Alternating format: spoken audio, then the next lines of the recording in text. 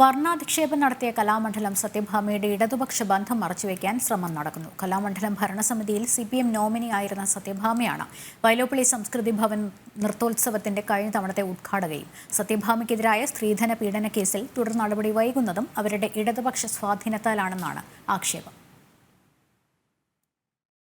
ഇടതുപക്ഷ സഹയാത്രികയായ കലാമണ്ഡലം സത്യഭാമ വർണ്ണ അധിക്ഷേപം നടത്തി വിവാദത്തിൽപ്പെട്ടതോടെ ഇവർക്ക് സംഘപരിവാറിന്റെ ലേബൽ ചാർത്താനുള്ള ശ്രമമാണ് ആദ്യം മുതലേ നടന്നത്.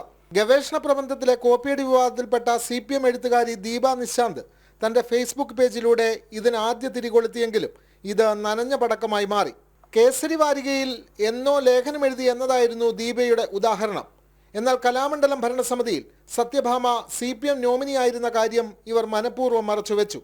സാംസ്കാരിക വകുപ്പിന് കീഴിലുള്ള വൈലോപ്പിള്ളി സംസ്കൃതി ഭവൻ നടത്തിയ ചിലങ്ക നൃത്ത ഉത്സവത്തിന്റെ ഉദ്ഘാടകനായ വകുപ്പ് മന്ത്രി സജി ചെറിയാന് എത്താൻ കഴിയാതെ വന്നപ്പോൾ ആ ചടങ്ങ് നിർവഹിക്കാൻ നിയോഗിക്കപ്പെട്ടതും കലാമണ്ഡലം സത്യഭാമ തന്നെ. ഇത്രയും ഇടതുപക്ഷ ആഭിമുഖ്യമുള്ളതിനാൽ സത്യഭാമയ്ക്കെതിരെ 1 വർഷമായി തിരുവനന്തപുരം കന്റോൺമെന്റ് പോലീസിൽ നിലവിലുള്ള സ്ത്രീധന പീഡന കേസിലും ഒരു നടപടിയുമായിട്ടില്ല എന്ന വസ്തുതയും ഇപ്പോൾ പുറത്തു വരുന്നുണ്ട്. തന്റെ മകന്റെ 2ാം വിവാഹത്തിലെ വധുവിന്റെ 30 പവനോളം സ്വർണം പിടിച്ചു വാങ്ങിയെന്നും നിറം കുറഞ്ഞതിന്റെ പേരിൽ അധിക്ഷേപിച്ചുവെന്നും ഒക്കെ ആരോപിക്കുന്നതാണ് ഈ പരാതി. ഇതെല്ലാം മറച്ചുവെച്ചാണ് സത്യഭാമയെ സംഘപരിവാർ സഹയാത്രികയാക്കാൻ ചിലർ ശ്രമിച്ചത്. ഇതുകൂടാതെ അയൽവാസിയുടെ ഭൂമിയിൽ സത്യഭാമ തന്റെ വളർത്തുനായയുടെ വിസർജ്യം തള്ളുന്നുവെന്ന വേറൊരു പരാതിയും മ്യൂസിയം പോലീസിലും നിലവിലുണ്ട്. ഇത് 2ാം തവണയാണ് ജൂനിയർ കലാമണ്ഡലം സത്യഭാമ വിവാദത്തിൽപ്പെടുന്നത്.